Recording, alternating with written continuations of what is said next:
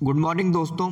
आज है 20 दिसंबर और आज से लेकर हम मेंस तक रोज 10 से 15 मिनट हिंदी की डेली क्लास लेने वाले, जिसमें हम क्या देखेंगे, जिसमें हम करेंगे रोज एक परिभाषा, 5 पर्यायवाची, 5 विलोम शब्द और 5 पारिभाषिक शब्द, जिससे हम है ना क्या करेंगे, मेंस तक अपना हिंदी का पेपर बहुत अच्छा कर लेंगे। तो चलिए स्टार्ट करते हैं। तो पहली परिभाषा क्या है? संज्ञा। तो संज्ञा किसे बोलते हैं भैया? किसी व्यक्ति के अंदर मतलब पशु, इंसान, सबके नाम आ जाएंगे। वस्तु, स्थान, भाव या गुण के नाम को हम कहते हैं भैया संज्ञा। व्यक्ति में जानवर, जैसे जानवर का नाम शेरनी का, या हम कुत्ते का नाम रख देते हैं टॉमी, तो टॉमी क्या हुआ? टॉमी संज्ञा हुआ। वस्तु मतलब पेन, पेंसिल, इस तरीके। स्थान आगरा, दिल्ली। भाव में बोल दोगे आप मैं गुस्सा हूँ, तो गुस्सा क्या हो गया? संज्ञा। गुण किसी चीज़ की विशेषता बता दी मतलब, तो गुण के नाम को हम संज्ञा कहते हैं। फिर आप उसमें उदाहरण लिखे आओगे, जैसे मोहन, गाय, दिल्ली। अगला जो सवाल वो पूछेगा कि भैया संज्ञा के भेद बताइए। तो संज्ञा के टोटल भेद कितने होते हैं? तो संज्ञा के होते हैं 5 भेद। तो नाम लिख के आओगे आप, व्यक्तिवाचक संज्ञा, जातिवाचक संज्ञा, भाववाचक संज्ञा, समूहवाचक संज्ञा और द्रव्यवाचक संज्ञा। तो व्यक्तिवाचक देख लेते हैं। जिन शब्दों से किसी विशेष वस्तु, व्यक्ति, स्थान या रूप का बोध हो।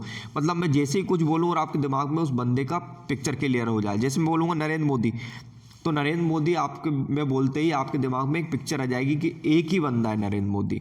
ठीक है। मैं जैसे ही बोलूँगा रामायण, तो आपके दिमाग में रामायण एक पुस्तक आ जाएगी। तो जिन शब्दों से किसी विशेष स्पेसिफिक वस्तु का आपके दिमाग में वो आ जाए। दूसरा देखेंगे जातिवाचक संज्ञा की परिभाषा लिख के आओगे। क्या लिख के आओगे? जिन शब्दों से एक ही प्रकार की वस्तुओं अथवा व्यक्तियों का बोध हो। जैसे मैंने कोई एक शब्द बोला तो आप उसी तरीके की बहुत सारी वस्तु देखने लगते हो। जैसे मैं बोलूँगा मनुष्य, मतलब होमोसेपियंस, तो मनुष्य मतलब एक ही एक ग्रुप हो गया ना वो। गाय, तो एक ही तरीके की गाय आ जाएगी। पर्वत और नदी, तो एक समूह बन गया, मतलब एक ही प्रकार की चीज़ हो गई। दूसरा भाववाचक संज्ञा। तो जिन शब्दों से किसी व्यक्ति के गुण या धर्म या दशा अथवा व्यापार का बोध हो। जैसे मैंने बोला कि मैं आज गुस्सा हूँ, तो मेरे क्या हो गया? भाव आपको पता चल गया। ठीक है, तो उसे भाववाचक संज्ञा बोलेंगे। तो जैसे बुढ़ापा, तो बुढ़ापे से आपको दिमाग में जाएगा कि यार वो उससे चलते फिरते नहीं बन रहा। शांति, तो उसके मनोभाव के बारे में आपको पता चल गया। मानवता, उसके मनोभाव के बारे में पता चल गया। तो क्या हुआ? भाववाचक संज्ञा। जिन शब्दों से किसी व्यक्ति के गुण या धर्म, दशा अथवा व्यापार का बोध हो। फिर चौथा भेद क्या हो जाएगा इसका? चौथा भेद होता है समूहवाचक संज्ञा। जिन शब्दों से वस्तु अथवा व्यक्ति के समूह का बोध हो। मतलब जैसे कोई मैंने शब्द बोला तो उसमें बहुत सारे लोगों का आपको झुंड दिख रहा हो, तो उसे क्या बोलेंगे? समूहवाचक संज्ञा। जैसे मैं बोलूँगा परिवार, तो परिवार में 4, 5, 6 जनों का एक ग्रुप होता है। भीड़ तो बहुत सारे लोगों के झुंड होता है। अगर मैं बोलूँगा संविधान सभा, तो आपके दिमाग में आ जाना चाहिए इतने इतने सदस्य हो गए। जैसे बीजेपी, तो बीजेपी भी एक गुट है। कांग्रेस एक गुट है, तो इसमें एक समूह है। नाटो क्या हुआ? NATO North Atlantic Treaty Organization, जिसमें कुछ 25 से 30 शायद, मुझे जहाँ तक याद है, इतने देशों का एक समूह हो गया। अगला द्रव्य या धातुवाचक संज्ञा। जिन शब्दों से वस्तु की नाप तोल का बोध हो, उसे क्या कहेंगे हम? द्रव्यवाचक संज्ञा। जैसे लोहे को हम क्विंटल में नाप लेते हैं। चांदी किलो, क्विंटल, जिसमें भी आपको नापना है। पानी लीटर, तेल, इनको नापा जा सकता है। तो ऐसे क्या हो गया? ये हो गया भैया द्रव्यवाचक संज्ञा। तो टोटल कितने संज्ञा के भेद होते हैं? व्यक्तिवाचक संज्ञा, जातिवाचक संज्ञा, भाववाचक संज्ञा, समूहवाचक संज्ञा और यह द्रव्यवाचक संज्ञा। तो ये हो गया आपके 3 नंबर पक्के। चलिए अब आगे देखते हैं भैया। पर्यायवाची शब्द देख लेते हैं। अगर आप पता है एक दिन में ऐसे पूरा का पूरा पन्ना रटने बैठोगे ना, तो आपको कभी रटाएगा नहीं। तो आप कोशिश करो रोज थोड़ा थोड़ा थोड़ा करके मेंस तक हिंदी अच्छा कर लो। तो पहला पर्यायवाची आग। आग हम बचपन से पढ़ते आ रहे हैं इसके पर्यायवाची। तो आग का क्या होगा? अग्नि, पावक, अनल, धूमकेतु। धूमकेतु जब अंतरिक्ष से नीचे गिर रहा होता है ना, तो उसके आगे की ओर अग्नि जल रही होती, पीछे और आगे, ग्रेविटी के कारण, तो उसे धूमकेतु। दहन और हुताशन, ये इतने शब्द याद रख लो। आग का क्या हो गया? अग्नि, पावक, अनल, धूमकेतु, दहन और हुताशन। अगला अंश। अंश का क्या होगा, भाग, ये भैया इतना भाग मेरा है। दूसरा इतना हिस्सा, अवयव और अंग। अगर आप वैज्ञानिक अगर पेपर 3rd में लिख के आए ना तो याद रखिएगा आप वहाँ पर अवयव शब्द का यूज़ करा करिए, ठीक है। अवयव क्या हो गया, पारिभाषिक शब्द हो गया। फिर आता है अरण्य। अरण्य हम देखते हैं हिस्ट्री के अंदर जो ऋषि वगैरह वनों में जाकर ग्रंथ लिखते थे उसे क्या कहते थे हम, आरण्यक, ठीक है। तो अरण्य के पर्यायवाची क्या हो गया, वन, जंगल, कानन, विपिन और कांता। तो अरण्य के याद कर लीजिएगा, वन, जंगल, कानन, विपिन और कांता। अब देखते हैं अमृत। तो अमृत के पीछे बहुत लड़ाई होती है देव और दानवों के बीच।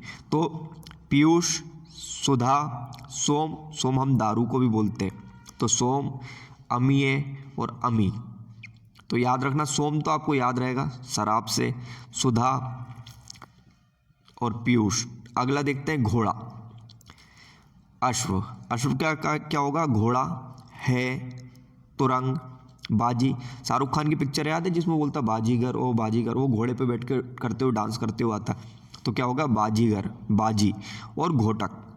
तो इसको इस तरीके से याद रखना। अब आगे देखते हैं भैया विलोम शब्द, 5 विलोम शब्द देख लेते हैं। तो अंतरंग, अंतरंग का जस्ट अपोजिट क्या होगा, अंतरंग मतलब मेरे अंदर, और बहिरंग, तो बहिरंग हो जाएगा। फिर अनुरक्ति, अनुरक्ति का विरक्ति। अभ्यास, आपको डेली मेंस के कम से कम 2 से 3 आंसर रोज लिखना है, तो अभ्यास करना है इसका। और अगर आपने ये अनअभ्यास कर लिया तो आपका मेंस डेफिनेटली नहीं निकलेगा भैया। अगला अतिवृष्टि। अभी हम देख रहे हैं तमिलनाडु के अंदर एक दिन में शायद 1000 मिलीमीटर के आसपास बारिश हो गई। और अनावृष्टि कहाँ होती है, हम देखते हैं पश्चिमी घाट के पूर्वी जो तट होता है, पश्चिमी घाट के पूर्वी तरफ, मतलब पुणे की तरफ, वहाँ पे अनावृष्टि हो जाती, बारिश नहीं होती यार वहाँ। फिर अथ, अथ का क्या होगा, इति। हम देखते हैं ना, बोलते हैं अथ रेवा खंडे प्रथमो अध्याय, तो अथ का क्या होगा, इति। अब आगे देखते हैं पारिभाषिक शब्दावलियाँ। पहला है एडॉक। एडॉक मतलब तदर्थ न्यायाधीश, हम देखते हैं ना उच्च न्यायालय में तदर्थ न्यायाधीश। दूसरा एक्ट, ये हम रोज न्यूज़पेपर में पढ़ रहे हैं, लेकिन रोज़ तो पढ़ रहे हैं, हमें पता भी है, लेकिन एग्जाम में जाने लिखते टाइम हम भूल जाते हैं, तो याद करके जाइए कंठस्थ। एक्ट का क्या होगा, अधिनियम, और बिल का क्या होगा, विधेयक, ठीक है। आर्टिकल, आर्टिकल का अनुच्छेद। और ऑटोनॉमी, ऑटोनॉमी का मतलब स्वायत्ता, मतलब इसे अपने काम करने के लिए किसी पर ऐसा दबाव नहीं है। ऑटोनॉमी जैसे निर्वाचन आयोग हो गया, यूपीएससी हो गई, ये ऑटोनोमस बॉडी हो गई। चलिए अब शब्द युग में देख लेते हैं। शब्द युग में क्या होता है भैया, मतलब ऐसे शब्द जो बिल्कुल आसपास दिखते हैं, सिंपल, मतलब एक जैसे दिख रहे होते हैं, लेकिन उनके जो अर्थ होगा उनमें जमीन आसमान का अंतर होता है। तो क्या होता है, जैसे कि अंगद। अंगद अब देखते हैं, अंगद ने पैर जमा लिए थे लंका में जाके, तो अंगद का क्या होगा, बाजूबंद। जो महिला यहाँ पर बाजू पर पहनती है उसे बाजूबंद। और अगध, अगध का होगा रोग रहित। अगर इसका आपको सेंटेंस बनाना है तो रीना ने अंगद पहना, और रीना अगध है मतलब रोग रहित है, और रीना ने अंगद पहना मतलब उसने बाजूबंद पहना। फिर आता है अंत। अंत का मतलब होता है समाप्ति, इसी से पिक्चर का अंत हुआ, ठीक है। रामायण का अंत हुआ, लंका का अंत हुआ, और मैं बोलूँगा अंत। तो मतलब जैसे महात्मा गांधी बोलते थे ना कि ये समाज के अंतिम वर्ग को मिलना चाहिए, अंत्योदय योजना। अंत्योदय मतलब योजना, मतलब समाज के अंतिम पंक्ति तक हम ये योजनाएं पहुंचाएंगे, तो अंत्योदय योजना।